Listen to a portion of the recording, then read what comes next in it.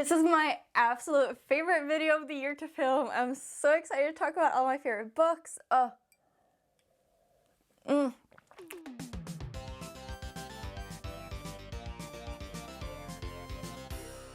Dee Dee, who's like one of the bunnies that I have here, she keeps biting my foot. Stop doing it, baby.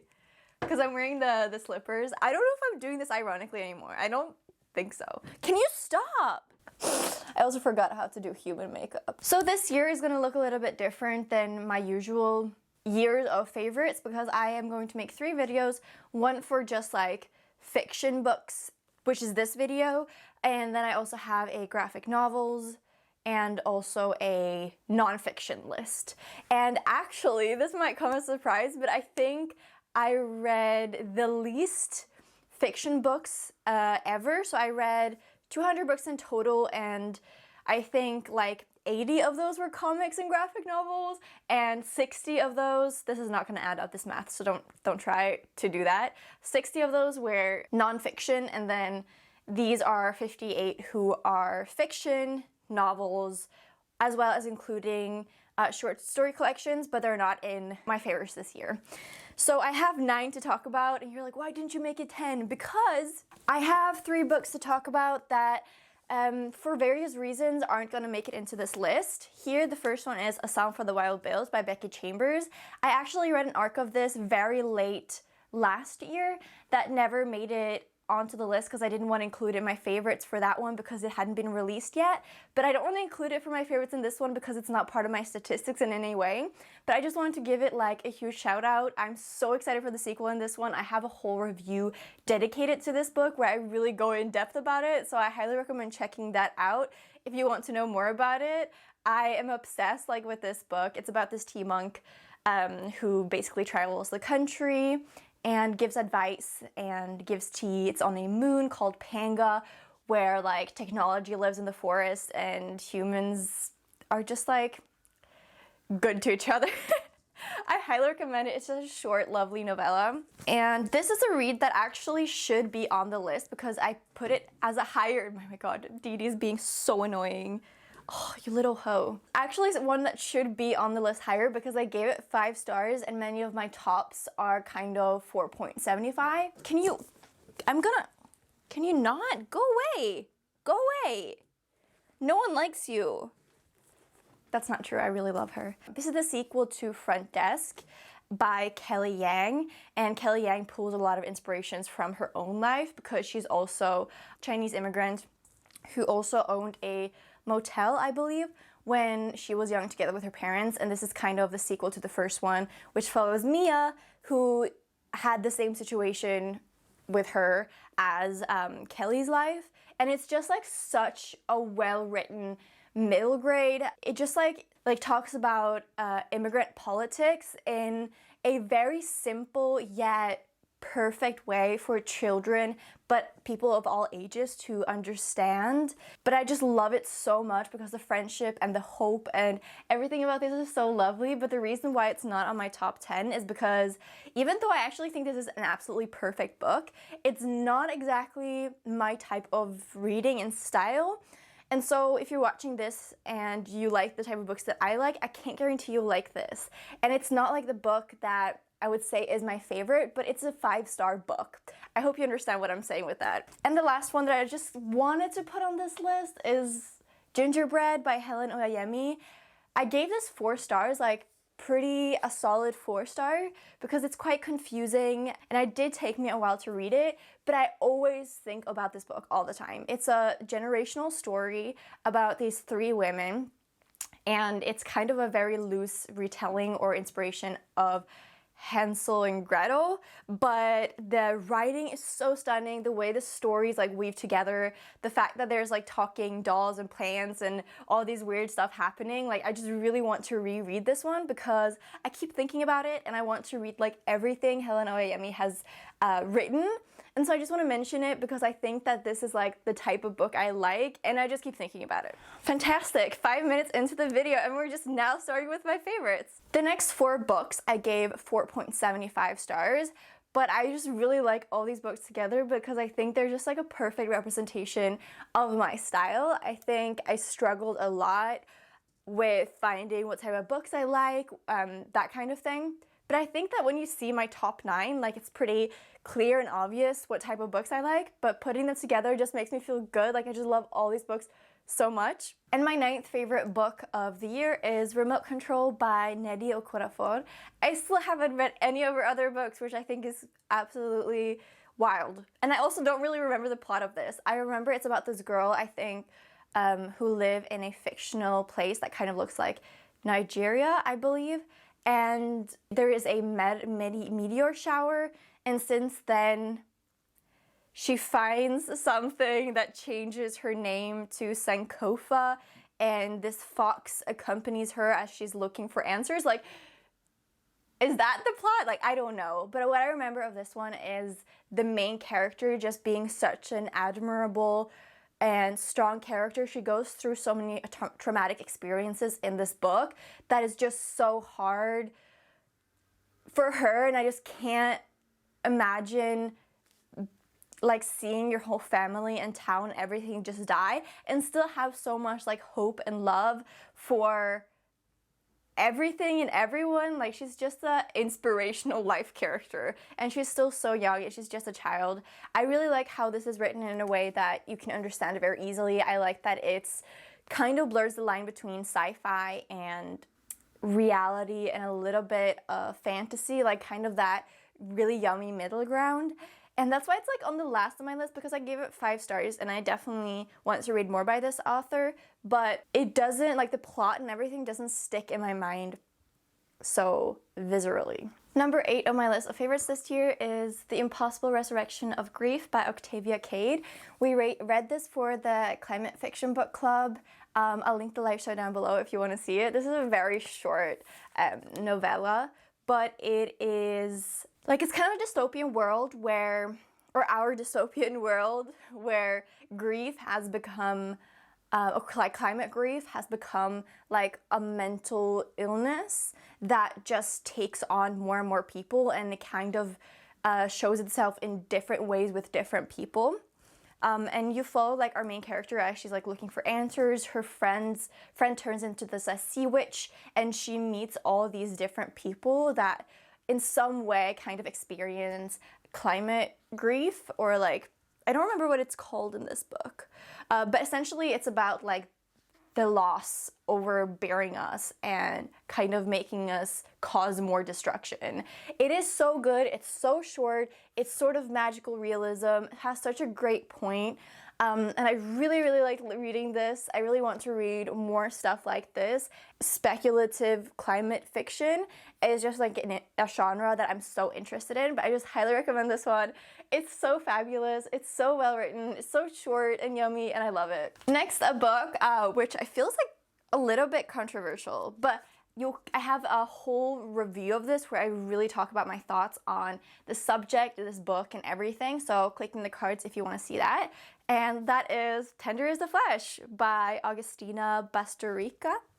So in this world, there's a virus that has taken over all animals, and humans can no longer eat animals, so eventually they start to farm humans and eat human meat instead of animal meat. This is one of those books that are kind of like a classical dystopian in the way that's written. The conclusion is very, very classical dystopian conclusion or ending, but I just really loved it. I loved the thoughts that it sparked in my brain. I like the idea that people read this and feel how horrible it feels to eat another human or living being. Because while I was reading this, I was just thinking about like how I feel like this when I'm eating animals, and I wish more people could understand why it feels so weird to eat something that's like living. And it just made me think about like intelligence and why we think intelligence is like an excuse to not eat humans or whatever, you know, like there's a lot. I did so many tabs in this, and I really like had so many notes, and I recommend checking out my discussion on this because it's just such an interesting book, but obviously like huge trigger warning for cannibalism and other stuff, so please look up that because there's a few scenes that are just so gory and horrible. But if you know about the meat industry, then just think about that in human ways and you'll know exactly what I'm talking about. Next, a book that I read recently that emotionally I feel like should be on place number 4. But it's this low because I did give it a 4.75, and I do believe some parts of the book are not exactly how I want them to be. They're a little bit confusing and I don't understand all the choices the author made, but emotionally it just affected me so much and I really want to put it up on spot number 4. But I'm trying to think with my logical brain a little bit and put it in this place. And that is The Past is Red by Catherine M. Valente. So this is also a dystopian climate fiction. It basically follows this girl who live in a world called Candle Island, and the whole world is kind of like garbage land, where the whole planet is underwater because the sea levels have risen so much, and humanity and the few people who are left live on the garbage that we have left behind. The story is actually quite camp and a little bit tragic, but also really funny. And so it's a very unique story because I don't think I've ever read anything like it. There's so many stupid, truly like camp cultures and moments and word choices in this that just makes it like ridiculously funny. But underlying, there's this like very tragic plot and storyline and nature that our main character has to go through and why this world is the way it is. But I just really loved the things it made me feel. The way it's written is so beautiful and unique. I love Catherine M. Valente's writing, even though it's so different in every single book she writes. I don't know how she does that. She just has like such a unique collection of stories that she's been able to write. Like, I'm so impressed. But if you want to read something unique that kind of borders on YA and adult, I highly recommend this one. Like, it really made me feel so much, and I thought the ending was amazing. I loved how all the little strings tied together. Highly recommended. This was fabulous. So now we'll get into all the books that I gave 5 stars. Those were all my 4.75. According to Storygraph, on Goodreads, those are all 5 stars. But Storygraph is a different story because they're just that accurate, and I love that. Shout out to you, Storygraph. But the next are 5 stars on Storygraph as well. And that is The Seep by Tina Porter. So I read this in the beginning of the year, and I really liked it.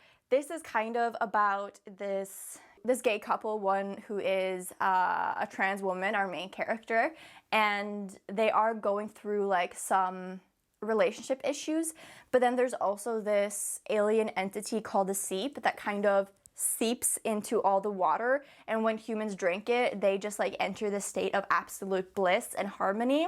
And so the story is about how, I think Trina, is that her name? I feel like that's her name. Yeah, Trina. Damn, I remember that. Trina, she struggles with this concept because she wonders if like ultimate harmony and bliss is a good thing, and how it erases like the struggles and history of a lot of people, and how like humanity is a little bit defined by the things we have to overcome and the reflections that we have to gain through life experience. And if everything's great all the time, like, then what does that mean for us personally and for humanity? Highly recommend this one. It's also quite like an easy read, and it's written in a way that's not like exactly very beautiful, kind of plain, but I just love like all the conversations it sparked in me. And at the end of the story, I still don't know if I agree with Trina or if I agree that I just want the world to be like absolute bliss and harmony, you know, because wouldn't that be nice? But also, isn't the struggle kind of nice too, you know? So if you like that conversation, I highly recommend checking this out. Another book that was kind of a surprise for me was Sorrowland by River Solomon, because I really didn't like their other book, The Deep, or not really didn't like, it was just meh to me. So I was really surprised when I read this. I read this as an audiobook, but it was just like really, really immersive and good. I forgot I was listening to it. So in this one, you follow this 14-year-old girl who gets pregnant by this cult leader of a black cult, and she escapes into the woods where she gives birth to 2 twins who grow up in the woods until they're 4 years old, when she finally decides to get in touch with the outside world. First off, I really like the basis of the story. I really like how the information we got was revealed, and how we got like more and more information about the cult that she came from, her past, people in her life, the reflections that were in here about like sexuality and gender. Our character is also just like very unique because she's had a very different background and upbringing than most people, or like anyone, I guess you could say. I love the part about the mushroom and what that meant for the story and how it evolved and what it tells about like the cult, and all the reflections were so good. I think the existence of the cult is a little bit, I don't want to say satire, but I just find it like a very interesting concept, and I have really been loving stories where the things we want and are good in the world are kind of the same things that we hate, and situations that have these contradictions are really interesting to read about and really challenge you mentally to make you think about a lot of stuff. I don't want to reveal too much, but I just really love this. I highly recommend it. The audiobook is also really fantastic, and I'm really excited to pick up like other stuff that River Solomon writes, and I hope it's more like this as well. This is fabulous. This is so great. Now, my top 3, I think, are like my top of the year. I think these are all equal. I love them all so much. I highly recommend all of them. And for everyone who's been wanting recommendations like on Instagram and YouTube, I've just been commenting on these 3 books specifically because they're just like my all-time favorites. I love them all so much. I would love to read all of that, reread all of them. I have never reread really anything, so I don't know why I keep saying that. I should just do like a whole year of only rereads. Fuel. So on my divided number 1 spot, or maybe 3rd place, is Formaldehyde by Jane Rawson. I have only read 2 books by Jane Rawson, but both of them have made it into my number 1 spot. I think that was 2 years ago, and this year. She is my favorite author. Like, Murakami, bye, I'm sorry, you really ruined it this year. You had a good place in my heart for a while, but Jane Rawson is it for me. She's my love. She's the love of my life. She's like this really frustrates me. Her books are so hard to get a hold on, and Sean just told me that this is out of print, and I've also been trying to look for her book, Wrong Turn at the Office of Unmade Lists, I think it's called, for such a long time. I've tried to order it 3 times, and all 3 have like canceled my order after I've ordered it because I don't have it for some reason, but I think I finally found it through Amazon. I think there was 2 copies left, and I was just like, yes, grab that, let's run.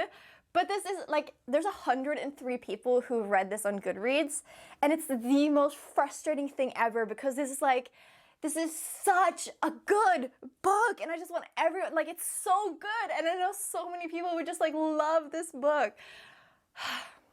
But seriously, go and pick up her other book that's, like, a little bit more popular, From the Wreck. This is better, though. I think this is better. This is more... I just kind of want to scream about it, and I don't even want to tell you what it's about. I actually kind of forgot what it's about. But you're following many different perspectives that kind of jump through 20 years in the past and 2022, which is perfect for next year. You should read this next year if you somehow get a hold of it. At the core of it, the story is about Paul, who wakes up one day and kind of doesn't exist. Like, there's no documentation of his life, like bureaucratically, is that how you say it? That is sort of what sets off the story, but it does jump from the past to the present with all these different people. And it's so well written. Like, it's really short, but it's funny. The writing is just like excellent, and the way these characters just like go together, and the things you learn, and like the question of, is this magical realism or is it not, is just so well done. Like, Jane Rawson, if you by some like strange like chance is watching this video, I want to interview you. Like, I would, if I was a publisher or whatever, like, I would promote the hell out of your books because this is so good. Like, it's not written in a way that's hard to read. Like, this could be very commercial, but I just like love it so much. It is perfect. This is just brilliant. I love it endlessly. How frustrating, isn't it, when like no one's read your favorite book? Like it kind of makes me want to cry. I used to think that the feeling of like no one having read your favorite book is like makes it something special to you, but the feeling of no one having read it is not worth it. It's a horrible feeling. Like, I really just want to talk about this book with people. I mean, I think I've hyped up this book enough. No, more hype. Read this book. Okay. Wow, it is so good. I'm gonna reread that one for sure. On my number 2 spot of favorite books, I think Formaldehyde is, I mean, I probably hyped that book too much. It's probably my favorite book. I mean, it's really hard with the top 3, but next we have the second one. A Room Called Earth by Madeline Ryan.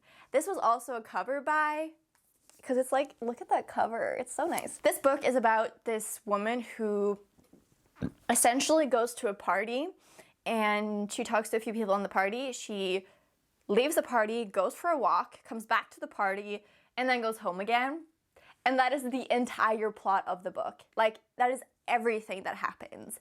But somehow this book is just like funny and sarcastic, and the humor is just brilliant, and I laughed out loud so many times. The main character, I'm gonna see if I can get her name right. It just says she, which is very frustrating. Maybe she doesn't have a name. That's interesting. Either way, she is autistic. It did really like make me question my neurotypicalness. I know you can't diagnose yourself after relating to one character in a book. I don't think that's how it works. I am aware. But it's just like such a relatable character for me. Like, I feel like the best part of me is like how this character is in the book. Like, I could just relate to it so much. And I love that feeling when you really see yourself in a book. Like, it's just like such a great feeling. And I feel like I love this character so much. She's so funny. She's so reflective. I think because of her neurodivergence, the things she observes is very intelligent and different from maybe what a neurotypical person would see and observe, but it's just so on the nose, and it's a really fast, fun read. So if you just want something that like to pick it up, have a good time with it, the ending is so good. The ending is like just the type of stuff I like to read as well. And the fact that you know exactly what's gonna happen doesn't take away from the book at all. Like, this is just amazing. And I highly recommend it if you just want to have a good time. I obviously can't speak about the autistic representation, but I have heard that it's good. And if you watched my recent vlog, you know what my favorite book of the year is. I mean, it's not going to be a surprise to those of you. Also, shout out to my latest vlog. I know it's long. I know it's long, but just do me a favor, like keep it in the background of you doing some stuff, because I put a lot of effort into it, and I would just like to see some love for that vlog. Okay, thank you so much. But anyways, Popisho by Leon Ross. Where to start with this one? Popisho is kind of a archipelago somewhere. We don't really know where. Is it our world? Is it a fictional world? It's obviously a fictional world, but is it fantasy world? We don't really know. But essentially it is a world where there are these very small magical things happening, like you eat butterflies to get you drunk, and there's also things like moths, which is a little bit more addictive and kind of taboo and druggy that you can also eat, which also makes you high. And then there are these trees that speak poetry, and you follow these multiple perspectives with all these different people. It's already getting dark outside. No, what the hell? There's all these different people you follow whose stories interweave so beautifully, like really stunningly.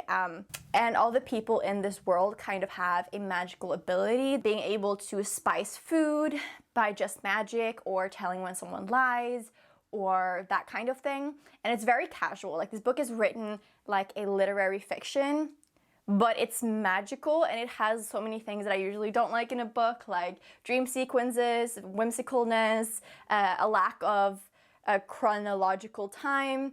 But everything in this book is just done really, really, really well. And the language is so stunning, and everything it's trying to say is just very beautiful. And it's kind of like a Black Indigenous love the book just because the people of Popisho just have such a beautiful connection to Popisho, and they love Popisho so much and just cherish the nature and the culture that they have so much. I love what this book is trying to say. I love what it's trying to celebrate.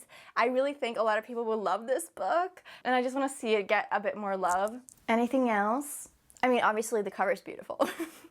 Pick it up because the cover is nice. Yeah, and one last thing, this does happen a little bit further into the book, but I think it describes the book very well. There comes to a point where all the women's vulvas just fall out and they struggle to put them back in, and this is kind of like the thing that happens where the plot really goes forward.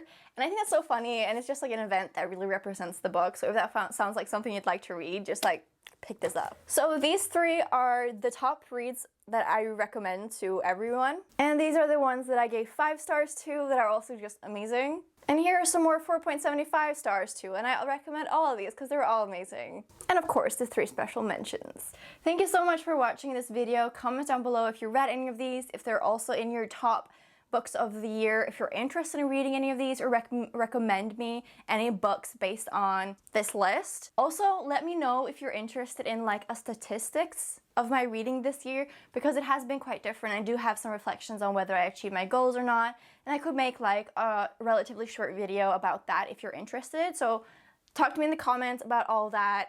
Let me know, and I wish you all an amazing, beautiful day. Also comment the potted plant emoji if you made it to the end. I wish you all an amazing new year, and I hope you had a great reading this year, and I hope you have an even better reading time next year. Okay, I'm sending you all so much love. Bye!